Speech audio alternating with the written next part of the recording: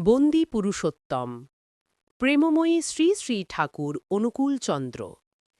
এই চ্যানেলের মাধ্যমে প্রেমময়ী শ্রী শ্রী ঠাকুর অনুকূলচন্দ্রের অমূল্য গ্রন্থসমূহকে অডিও আকারে উপস্থাপন করা হচ্ছে।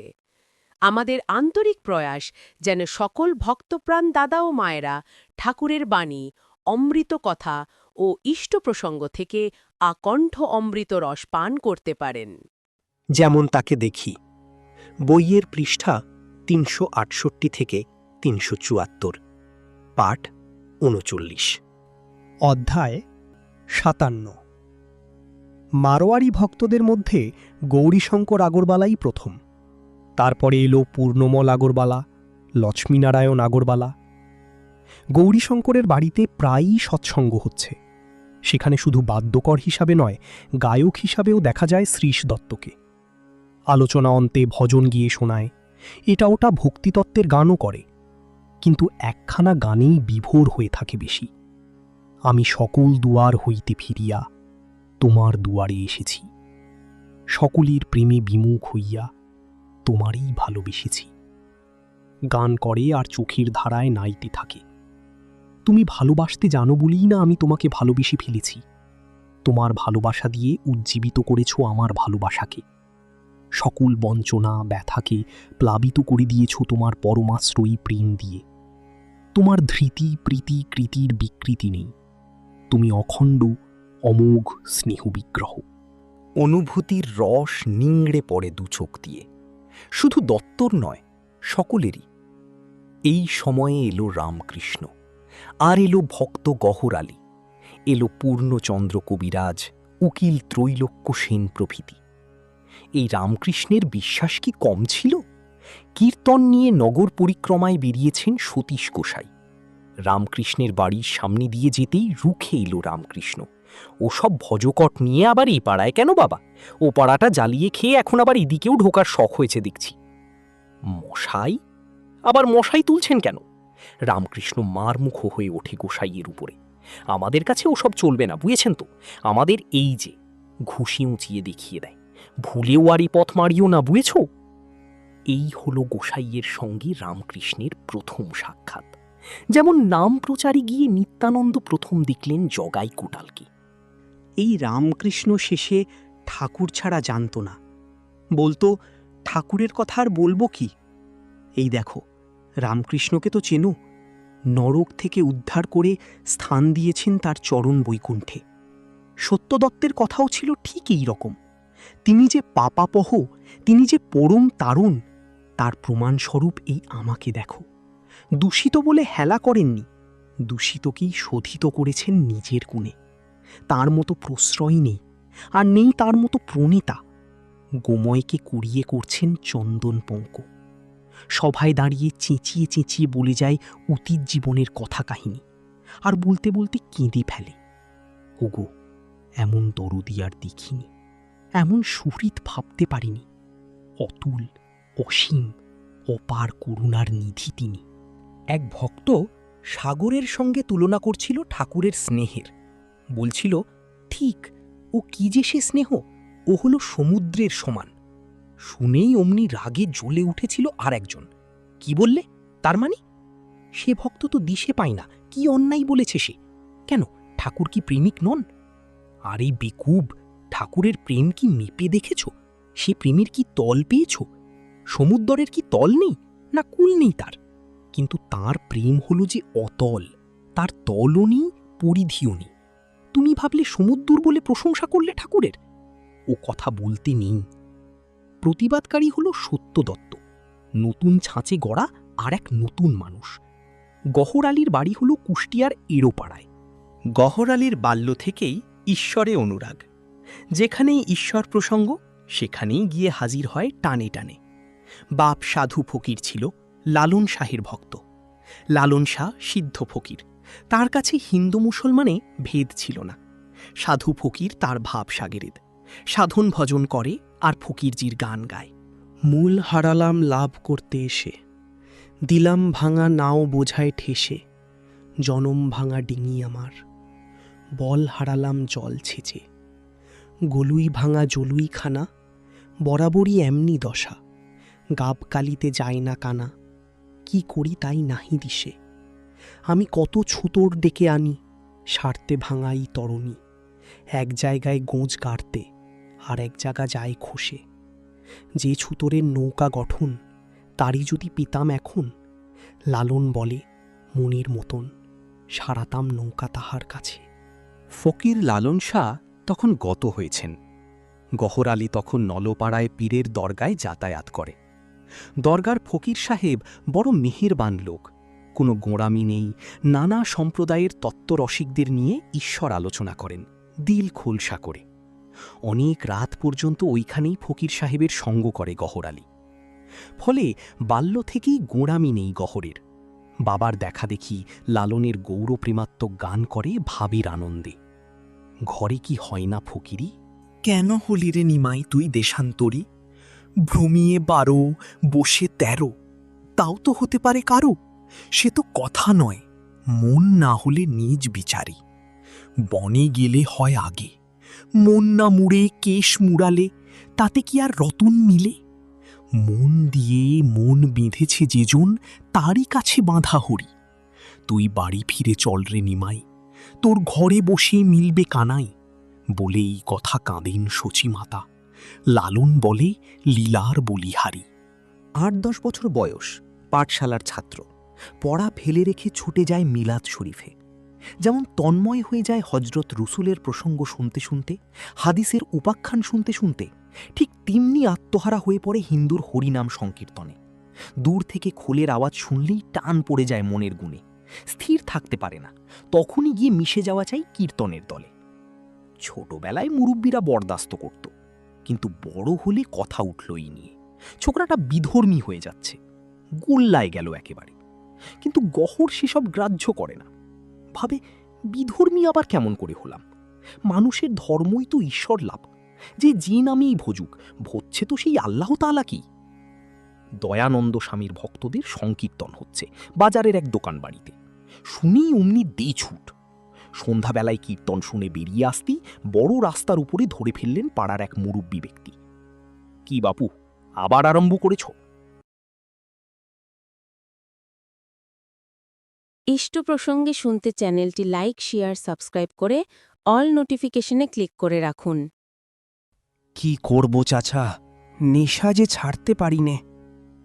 খোঁচা মারা কথা শুনে মুখ দিয়ে খই ফুটল গহরের।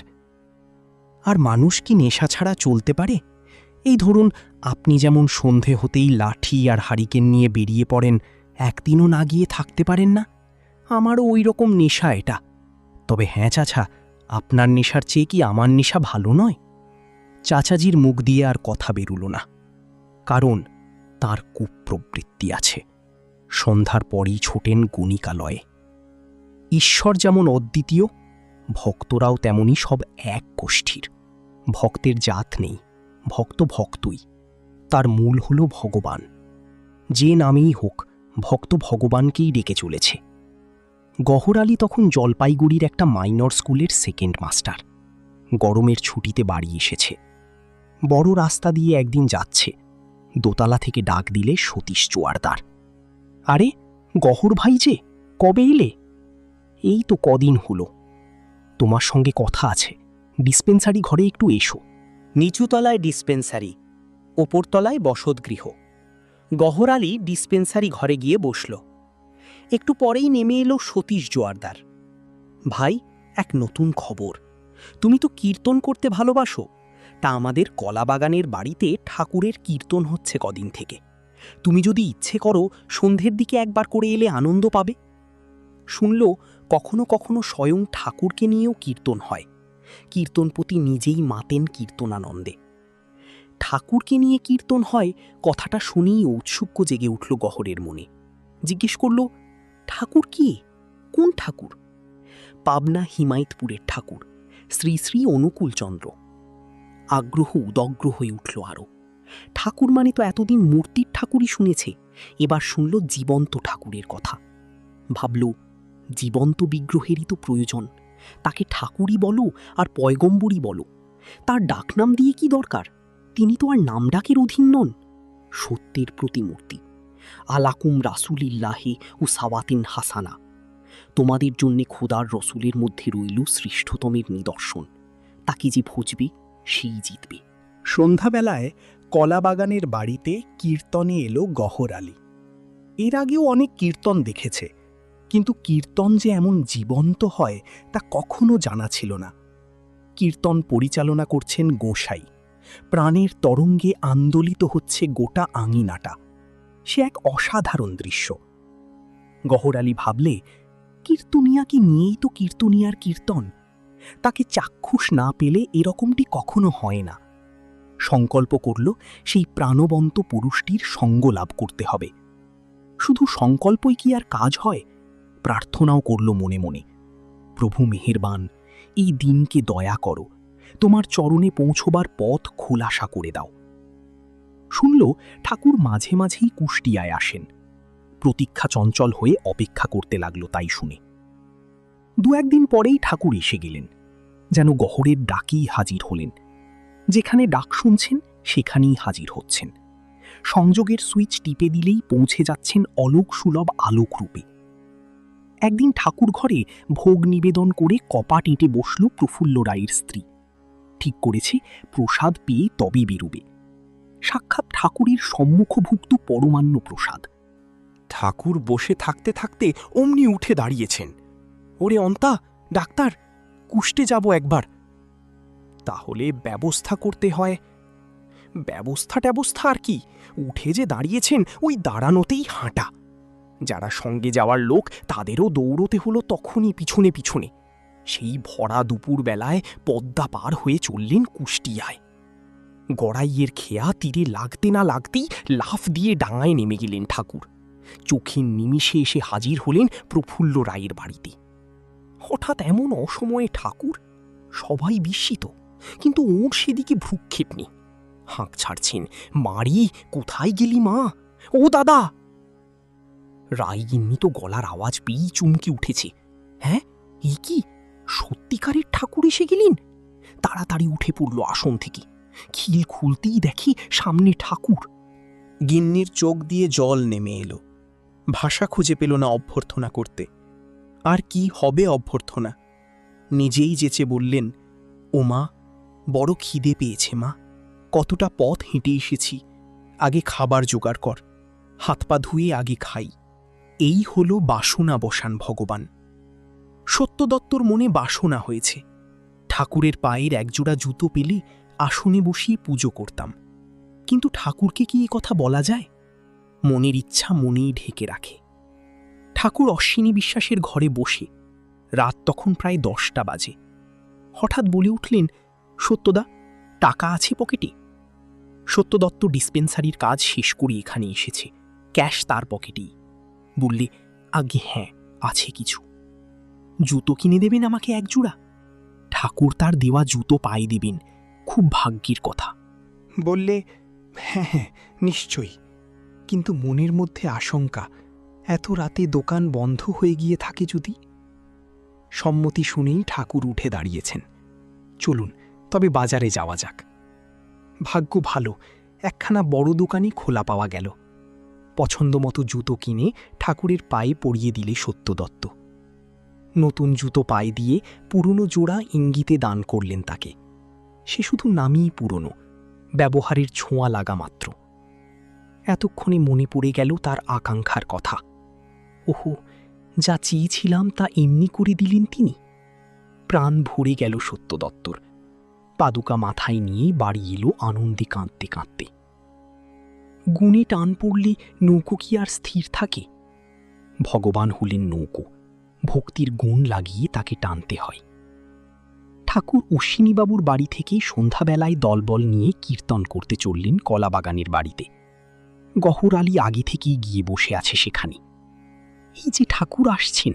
চমকিয়ে দাঁড়িয়ে পড়ল গহর আলী। ঠাকুরই বটে, চাঁদ বরণ দেহ দিয়ে সুচিতার মাধুর্য ঝরে পড়ছে। গহর আলী বিস্মিত হয়ে দাঁড়িয়ে থাকতে থাকতেই ঠাকুর ধরে আলিঙ্গন দিলেন। একেবারে পদধারণ করে প্রণাম করল গহর আলী। দ্বিধাদ্বন্দ্ব সব মুছে গিয়েছে। কারো চোখ রাঙানির দিকে চোখ নেই এখন। এখন সে বিতত্রপ, বরাভিমুখী। প্রভু, আমাকে কৃপা করুন। তাঁর কৃপা তো ছড়ানোই রয়েছে ভাই, তাঁর আশীর্বাদেই তো দুনিয়া চলছে। হাত ধরে টেনে তুলে আবার বুকে ধরলেন ঠাকুর। এরপর আরও সাক্ষাৎ হল, অনেক অন্তরঙ্গ কথা হল। একদিন বললেন, ভাই, ট্রুথ ইজ ট্রুথ, সত্য একই, তার মধ্যে আর ফারাক নেই। তখনই দীক্ষা প্রার্থী হল গহর। দীক্ষান্তে প্রণাম করতেই আবার বুকে টেনে নিলেন ঠাকুর। অন্তরের প্রার্থনা পুড়িয়ে দিলেন অন্তর দিয়ে।